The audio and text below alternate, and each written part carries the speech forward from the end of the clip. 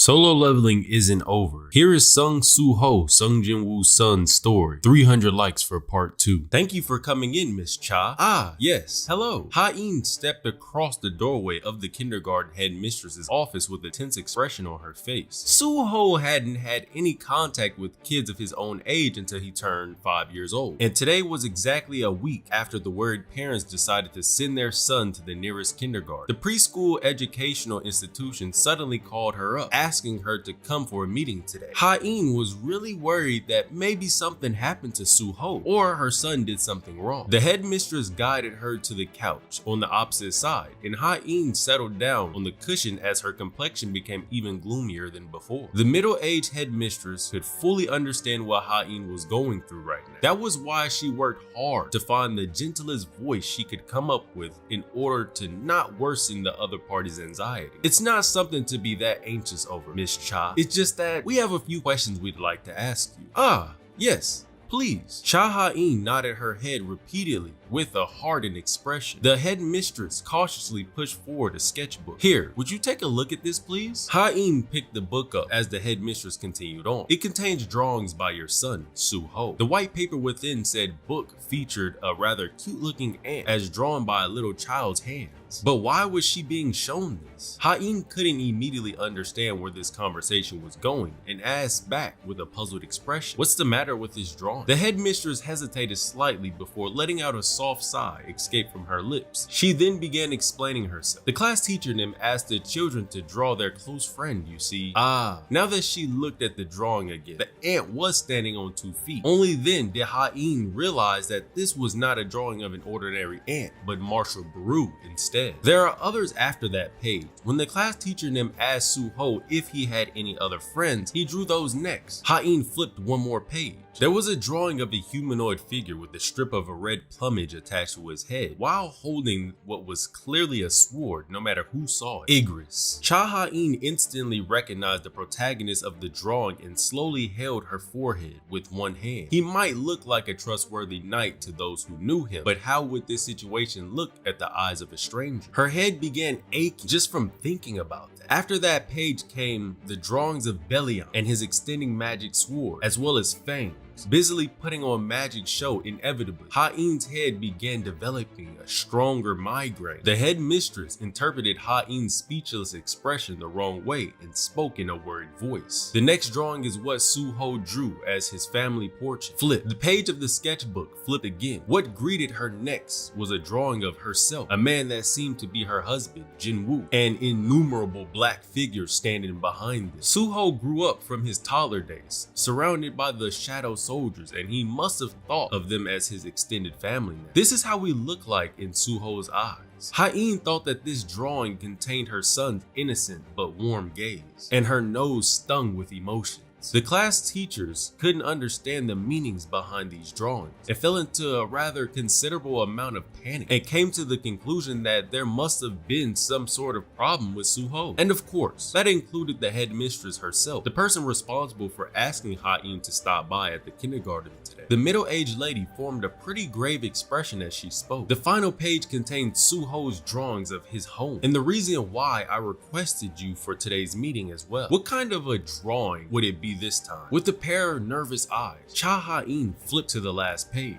There was a cozy little house. A normal looking house was standing erect in the middle of some land. The problem with this depiction was that the ground below was completely painted black. Over 70% of the sketchboard's real estate was dominated by the black color. We've been caring for many children over the years, but never have we encountered such depictions of friends and family by a child until now. The headmistress pointed to the black portion of the drawing and spoke in a calm voice. The homeroom teacher Nim asked Soo Ho why he drew the lower half of the house like this, and the boy replied that that's where his friends, his family, as well as his giant father are staying. Giant father? That explanation was puzzling puzzling enough to make Ha-In tilt her head this way and that, but still, she could more or less guess how this drawing came about. However, by any chance, do you know why Suho is drawing these sorts of images? It was really unfortunate that Ha-In couldn't reveal what she knew to other people. She could only shake her head, as I feared. The headmistress nodded her head as if she understood the situation. Initially, the kindergarten was fearful that Suho was being mistreated at home, but they couldn't find any evidence of abuse from the boy's jovial, good-natured behavior he displayed every day. Although rare, things like this did happen occasionally. Young kids drawing the world as they see it through their eyes. Maybe it's possible that Suho possesses a great talent for art. The headmistress convinced herself with this and smiled gently. Ha-In stopped forming a gloomy expression now that she knew the source of today's trouble, and smiled awkwardly as well. Ah, yes. What a relief that it was not a huge matter. She could finally relax a bit. However, these drawings weren't the end of the headmistress's business today. She again deliberated on whether she should speak on this or not before coming to a difficult decision and raised her head. The look in her eyes was far graver than when she presented those drawings. Miss Cha, actually, there is something I'd like to speak to you about. After talking on the phone, Jinwoo returned home earlier than usual, and after checking on Suho's drawings, could only chuckle softly. I had no idea that our son had such a wonderful talent in art. Amongst them, the drawing of Baru especially caught his eye. There should be no other 5-year-old child that can draw and ant this wonderfully in this world. Jinwoo looked at the drawing in happiness, only to be pricked harshly by Ha-In's sharp glare and quickly withdrew his smile.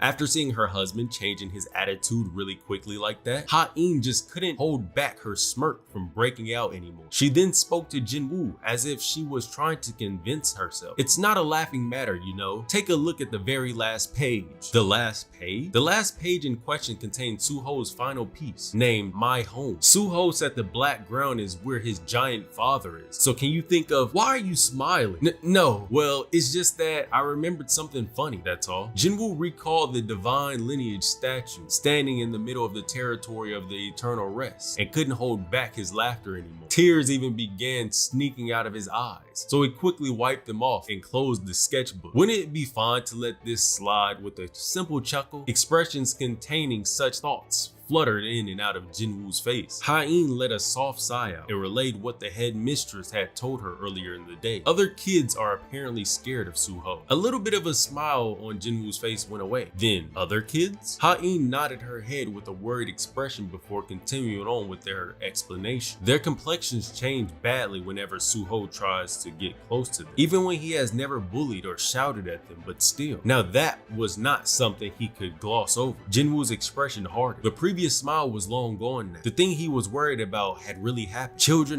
Young children were incomparably purer than adults, and he wasn't simply talking about their immature way of looking at things. No, it was about their purity of their senses. Unlike with adults who through logical reasoning and studying got to overcome the primal instincts they were born with, children could feel the fear of death far more vividly. The reason why other kids avoided Suho was because they must have felt the shadow of death hovering above him. The power of the shadow saw. It became Jinwoo's, and that fact prevented him. It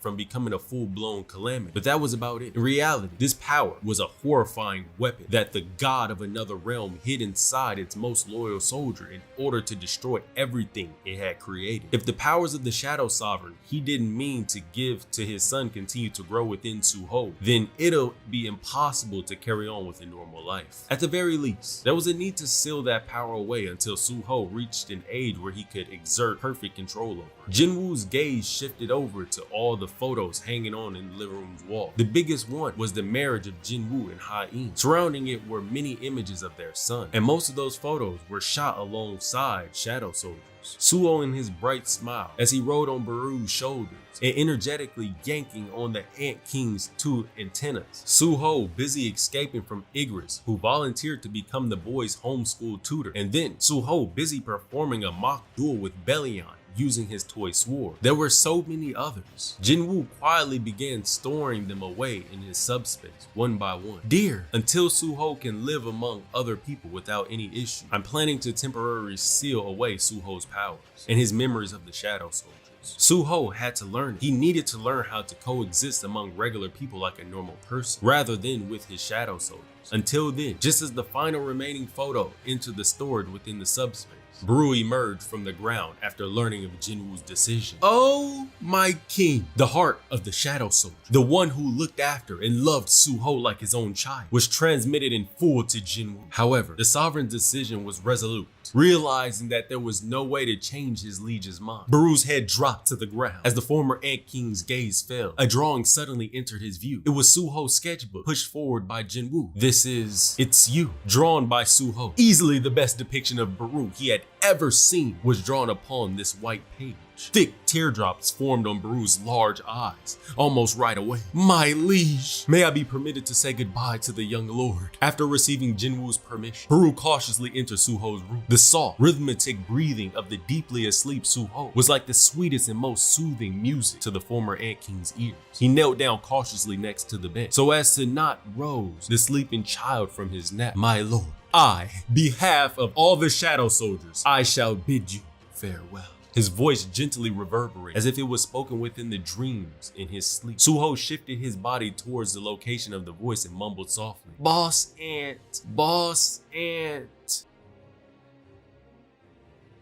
The school day was finally over. While everyone was hurriedly trying to escape from this institution of learning, only Suho remained standing by the window to look at its athletics field outside. Other students were filing out of the school's front gate. He didn't like the melee of confusion like that. His mom always laughed and said that he was exactly like his father in that regard. He read the book he borrowed from the library before raising his head back up, thinking that maybe he should start heading back home now. There was no one else besides him in the classroom. Suho leisurely packed his bag and slung it over his shoulder. It was fine to be relaxed and laid back, but if he were to waste any more time than this, he'd definitely arrive home late for dinner, and that would mean he'd have to face the wrath of his mother. It'd be a relief if the story ended there. If the news of his mom getting angry reached his father's ears, damn it, I imagined what would happen to me. Suho was overcome with a nasty case of goosebumps and hurriedly shook his head. Just how old would his father have to be before he wasn't so scary anymore? Seriously now, he got this sneaking suspicion that even if his father ended up becoming an old man, Suho would still never win against him. He shuddered once more and quickly headed to the rear door of the classroom, but when he tried to open it, the door doesn't want to open. If it was locked, then there was no way this thing wouldn't budge like this. Since it was none other than himself tugging at it, the door showed no signs of moving, as if it was a wall to begin with. What's going on? Suho's eyes grew rounder at this time. He ran to the front door and grabbed its handle, but it was the same story here too. Now thoroughly shocked, he quickly ran to the window and took a look outside. That was when a truly unbelievable spectacle manifested itself before his eyes. Every single student leaving through the school gate, students exercising on the field, cars passing on the road, pedestrians walking on the pavement, and even the kicked ball flying in the air. Everything had come to a dead stop. But how can something like this be? Suho clenched both of his fists real tight and slammed it at the window with all his might. Boom! Too bad the window not only didn't shatter from the impact, but his fist also bounced away from it as if it was hitting the rubber wall. It happened then. Suho retreated from the windows, and while taking hurried steps backward, he tried very hard to figure out what was going on in his head. And that's when it appeared. Suho's head snapped towards the black circular hole that appeared out of nowhere at the back of the classroom. It was no bigger than the size of a volleyball, but it rapidly grew larger and larger until it was big enough for a single person to walk through. It was basically a doorway of darkness, so dark that it felt like he was being sucked in. Regular kids might have been scared out of their wits by this development, but rather than crying out or screaming, Suho placed his hand on his chest instead. Ba thumb, ba thumb, ba thumb. His agitated heart was pounding away in exhilaration. Maybe, just maybe, it was possible that he was waiting for something like this for a long time. Mom said that I resemble my dad all the time, doesn't she? If it was his father, then what would he have done? The answer was pretty obvious though. Ba thumb, ba thumb, ba thumb. Because his pounding heart was already making his legs move, Suho stood before the gate and touched its surface. Bzz. Bzzz. Although there was some sparks of electricity, he didn't feel any pain. No, he felt so much better instead, as if he was returning to his hometown that he had to leave behind a long time ago. There was this strange, vague sense of deja vu, as if he had already entered a place like this once before. Suho slowly but carefully regulated his breathing. His wildly beating heart finally regained some calmness, and inside of his head seemed to clear up. Good. A brief flash of a grin formed on his face, and then he jumped inside of the gate without a moment of hesitation.